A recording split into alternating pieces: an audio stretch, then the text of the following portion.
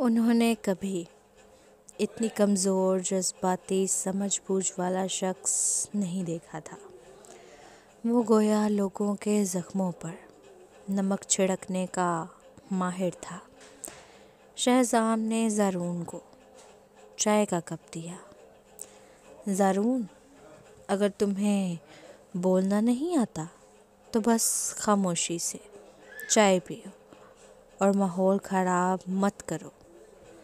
زارون نے پلکیں جھپکائیں اور نوٹ کیا کہ ماحول کافی بگڑ چکا تھا۔ تو فوراً بول پڑا، کیا مطلب تھا؟ ہم دونوں نے ایک جیسے حالات کا سامنا کیا ہے، اس لیے ہمارا ایک خاص تعلق ہے۔ کون سا تعلق؟ زارون شاہ، براہ کرم اپنا منہ بند رکھو۔ میں کسی اور کوڑا کرکٹ کو اٹھا لوں گی، لیکن میرا کے چھوڑے ہوئے کچڑے کو کبھی نہیں۔ اور ویسے بھی کبھی آئینہ دیکھو، کیا تم میرے لائق ہو؟ میں امیر ہوں، بااثر ہوں، اور میرے پیچھے مستقبل کا وزیر اعظم کھڑا ہے، اور میں خوبصورت بھی ہوں۔ اور تمہارے پاس کیا ہے؟ صرف ایک نکما وجود جو بار بار ذلیل ہو چکا ہے۔ شہزام نے فوراً چائے کا گھونٹ لیتے ہوئے کہکا لگا دیا۔ ایلیزا اور صبرین بھی ہنس پڑیں۔ زارون کا چہرہ شرمندگی سے لال ہو گیا۔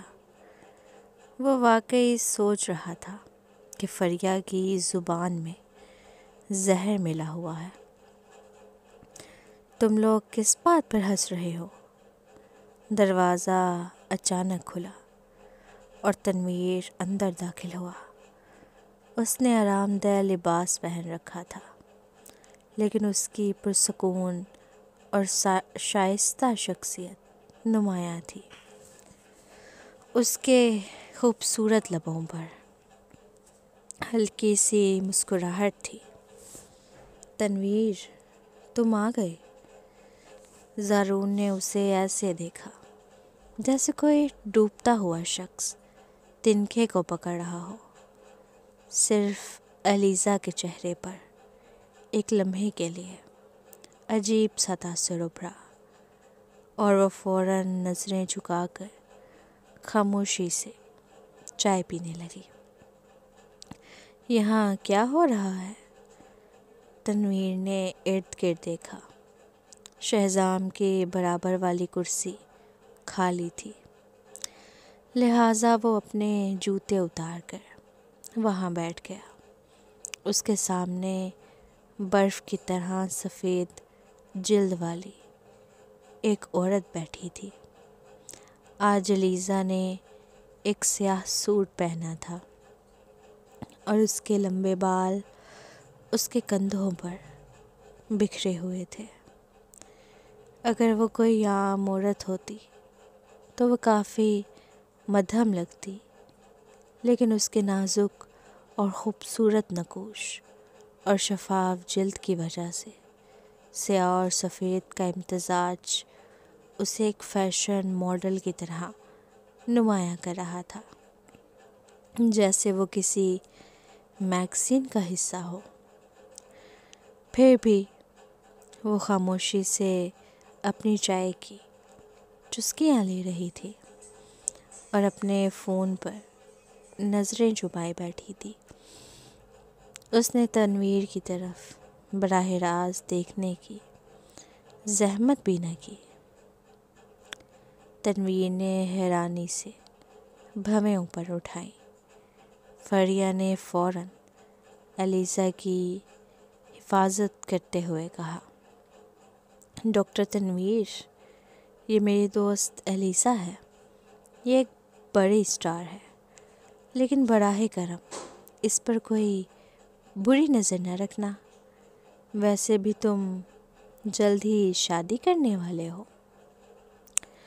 تنویر نے ہلکی سی مسکراہٹ کے ساتھ آہستہ سے ہنستے ہوئے کہا، مس فریا، مجھے یوں مت دکھاؤ جیسے میں ہر وقت اور ہر جگہ خواتین پر نظر رکھتا ہوں۔ فریہ نے معصومیت سے پلکیں چپکائیں اور کہا، میں نے تو کچھ نہیں کہا، بس یہی سنا تھا کہ ڈاکٹر تنویر کا ایک پلے بوائے کی حیثیت سے کافی نام ہے، اس لیے تھوڑی پریشانی ہوئی۔ تب تم نے مجھے غلط سمجھا ہے۔ تنویر نے الیزا کی طرف دیکھتے ہوئے مسکرا کر کہا، زیادہ تر اوقات میں عورتیں مجھ پر ایسی نظر ڈالتی ہیں جیسے بلی کسی مچھلی کو دیکھ رہی ہو۔ وہ مجھے دھوکہ دینا چاہتی ہیں، خاص طور پر خواتین اسٹارز۔ یہ سن کر فریہ اور صبرین کو برا لگا۔ آخرکار انہوں نے خود الیزا کو یہاں دعوت دی تھی، اور تنویر کی بات کچھ زیادہ ہی طنزیہ لگ رہی تھی۔ شہزام اور زارون نے بھی اس بات کو عجیب محسوس کیا۔ حالانکہ تنویر ایک پلے بوائے تھا، لیکن وہ عام طور پر کسی عورت کے کھلے عام تذلیل نہیں کرتا تھا۔ ڈاکٹر تنویر، صبرین نے ماتھے پر بل ڈالتے ہوئے کہا، مگر اس سے پہلے کہ وہ کچھ اور کہتی، الیزا بول پڑی، میں سمجھ سکتی ہوں۔ میں نے سنا ہے کہ ڈاکٹر تنویر کی بیوی بھی ایک خاتون اسٹار ہے۔ جب اس نے آپ کو پہلی بار دیکھا ہوگا تو یقیناً وہ ایسی لگی ہوگی جیسے کوئی کتا ہڈی کو دیکھ رہا ہو۔ صبرین اور فریہ نے دل میں تالیاں بجائیں۔ یہ واضح طور پر کہنے کا دوسرا طریقہ تھا کہ سنڈی ایک کتیا ہے۔ زبردست وار تھا۔ تنویر نے اپنی چائے کے کپ کے کنارے پر انگلی پھیری اور سرد لہجے میں کہا، الیزا، شاید میں پچھلی بار تمہارے ساتھ زیادہ نرمی برت گیا۔ انسان کو شکست کے بعد کشادہ دل ہونا چاہیے، اور بہرحال ہار تو ہار ہی ہوتی ہے۔ نرمی؟ الیزا ایسے ہنسی جیسے اسے کوئی مزاحیہ لطیفہ سنایا گیا ہو۔ شاید تمہیں اس لفظ کے اصل معنی کا پتہ نہیں۔ تنویر کے ہونٹ سکڑ گئے، محسوس کرتے ہوئے کہ ماحول کشیدہ ہو رہا تھا۔ شہزام نے فوراً مداخلت کی، تنویر، کیا تم اور مس واسطی ایک دوسرے کو پہلے سے جانتے ہو؟ ہاں، یہ میرے ایک انویسٹمنٹ پروجیکٹ فیلکس میڈیا کی ایک چھوٹی سی اداکارہ ہے۔ تنویر نے ہلکے سے کہا، ہاں بالکل چھوٹی۔ اس سال میں نے فیلکس میڈیا کے لیے چند 100 ملین کمائے ہیں۔ الیزا نے بے پرواہی سے جواب دیا، یہ کوئی بڑی بات نہیں۔ تنویر نے مسکراتے ہوئے کہا۔ الیزا نے بھی مسکرا کر کہا، مسٹر تنویر، تمہیں عوام میں ایسی باتیں نہیں کرنی چاہیے، تمہیں لوگ بہت برا بھلا کہیں گے۔ کون جرأت کرے گا؟ تنویر نے میز پر انگلیاں بجاتے ہوئے کہا۔ کمرے میں ایک بار پھر خاموشی چھا گئی۔ شہزام اور صبرین نے ایک دوسرے کی طرف دیکھا، اور دونوں نے ایک دوسرے کی آنکھوں میں بیزاری دیکھی۔ یہ کھانے کی دعوت تو بہت ہی ہنگامہ خیز ہو گئی تھی۔ پہلے فریہ اور زارون کی لڑائی ہو رہی تھی، اور اب تنویر اور علیزہ ایک دوسرے پر زبانی حملے کر رہے تھے۔ کیوں نہ ہم کچھ پی لیا جائے؟ شہزام نے موضوع بدلنے کی کوشش کی۔ بالکل، علیزہ اور تنویر دونوں نے ایک ساتھ کہا۔ پھر علیزہ کی ٹھنڈی اور گہری آنکھوں نے تنویر کی طرف دیکھا، جو مسکرا کر بولا، واقعی ہماری کافی زبردست ہم آہنگی ہے۔ فریہ نے میز پر انگلی بجائی۔ ڈاکٹر تنویر، براہ کرم یاد رکھیں کہ آپ کی شادی سنڈی ٹرنر سے ہونے والی ہے۔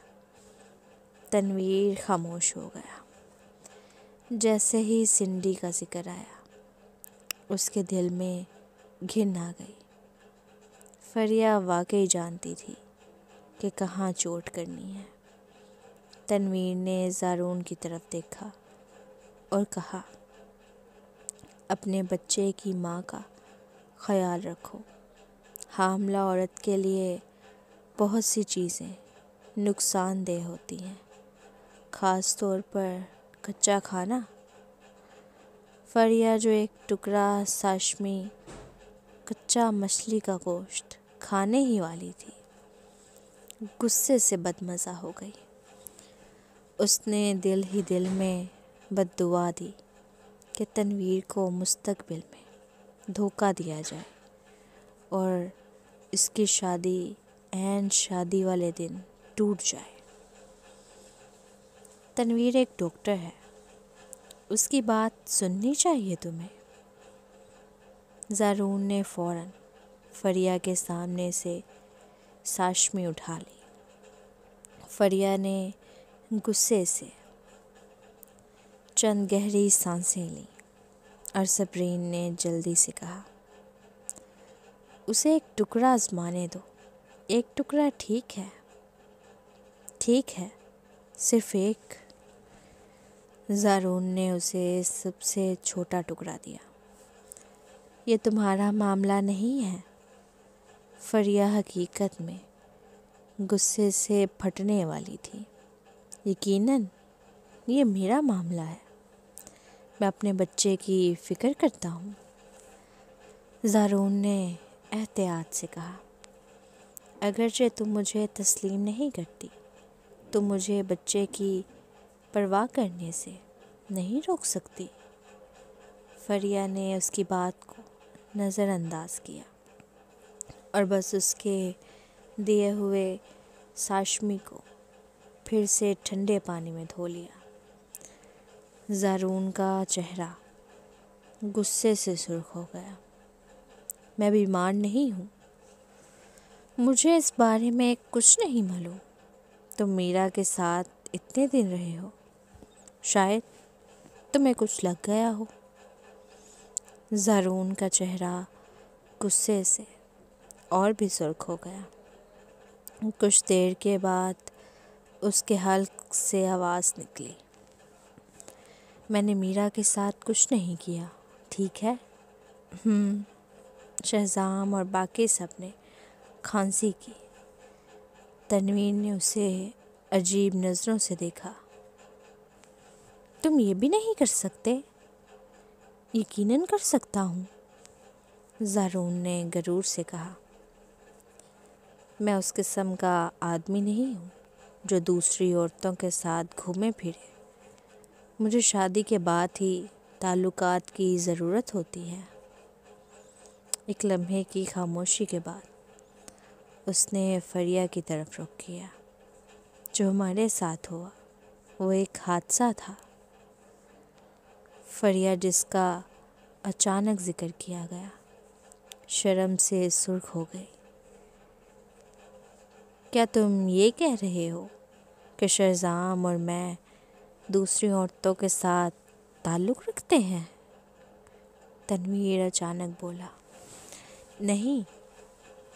زارون فوراً سر جھکاتے ہوئے خاموش ہو گیا۔ وہ پچھتا رہا تھا۔ اگر اسے پہلے پتہ ہوتا تو اس کھانے میں نہ آتا، یہ بہت تھکا دینے والا تھا۔ چلو ماضی کی باتیں چھوڑ دیتے ہیں۔ صبرین نے اپنا گلاس اٹھایا۔ ڈاکٹر تنویر، تمہیں تمہاری شادی پر مبارک ہو۔ صبرین نے اپنا گلاس اٹھاتے ہوئے کہا۔ امید ہے کہ تم جلد ہی بچے کے والد بنو گے۔ تنویر لفظوں سے عاجز ہو گیا۔ کیا وہ اس توہین کو پی کر رد کر سکتا تھا؟ وہ یہ دعا نہیں چاہتا تھا۔ پھر یہ سوچتے ہوئے کہ یہ لوگ پھر سے لڑائی نہ کریں، شہزام نے بات کا رخ بدل دیا اور کاروباری دنیا کے کچھ معاملات پر بات کی۔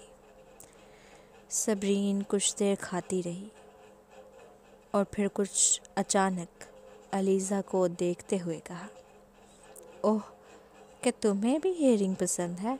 میری ایک دوست تھی جو ہیرنگ بہت پسند کرتی تھی۔ ہاں فریہ نے 2 الفاظ کہے اور فوراً گھٹنے سے گھٹ گئی۔